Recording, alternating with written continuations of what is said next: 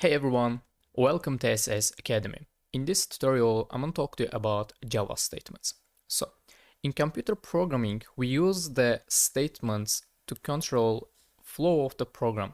For example, if a certain condition is met, then run a specific block of code. Otherwise, run another code. For example, our first statement will be if statement in Java. Let's try to see how we can use this if statement. This if statement has a basic syntax for me. We can write the keyword, and that is if, and we can write our parentheses. And inside of this parentheses, we will write our condition. After writing this condition here, we're gonna create our curly brackets. Okay, and inside of these curly brackets, we're gonna write our code. So I will write here block of code, and when this condition is finished, we're gonna see our another block of code here.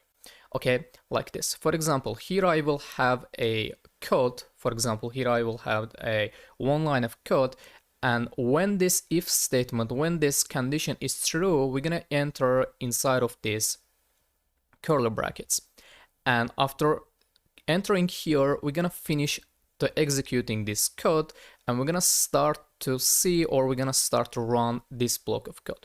Okay, let's remove this and let's try to see a real world example. For example, let's create here the integer a equal 5, and let's create here integer b equal, for example, 9. Okay, you can see here I created two different integer values, integer variables. One of them is a and one of them is b. And we have also two different values. So let's now try to see using for loop.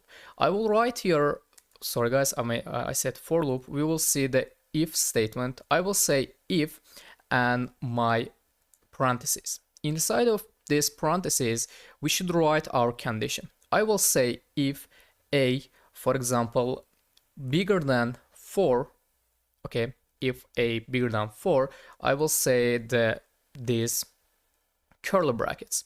Okay, now I will write here my block of code, or my codes here. I will say SOUT, and inside of this system.println, I want to create quotation marks, and let's write here, for example, the number is greater than, for example, 4.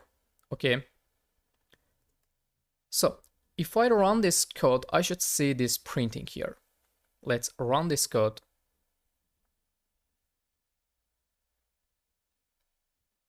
Let's wait.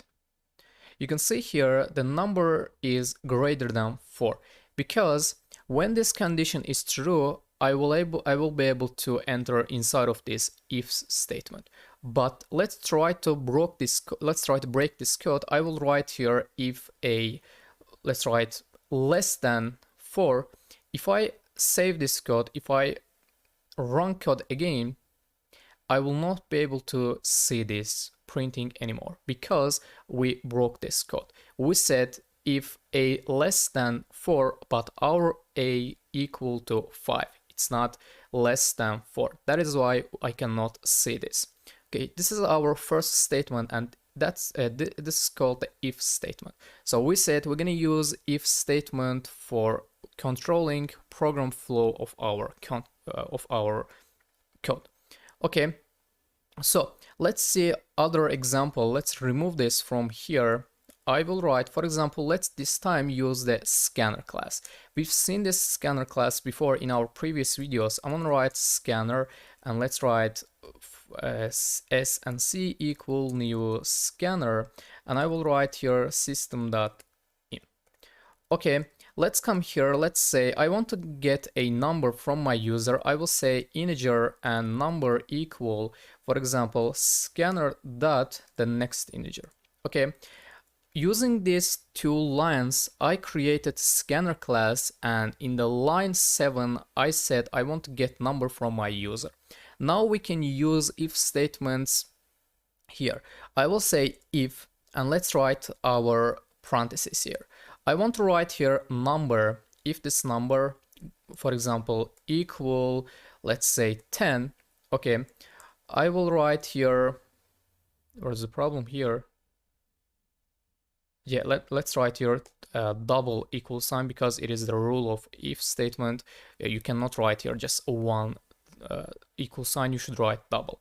Okay, I will write here if number equal to 10, and I will write here SOUT, and I will say your number is equal to 10.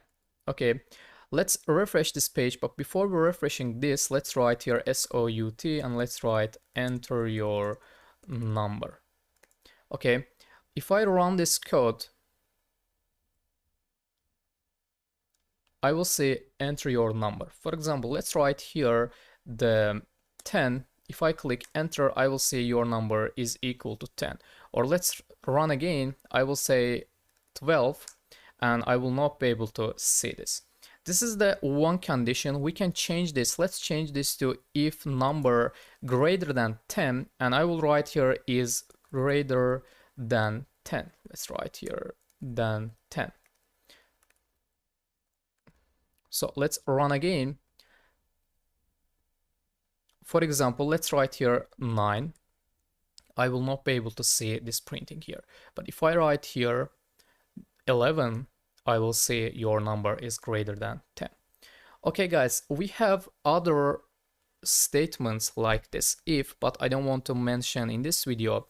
Let's finish this video here, and in the next lecture, we're gonna start to see our conditions.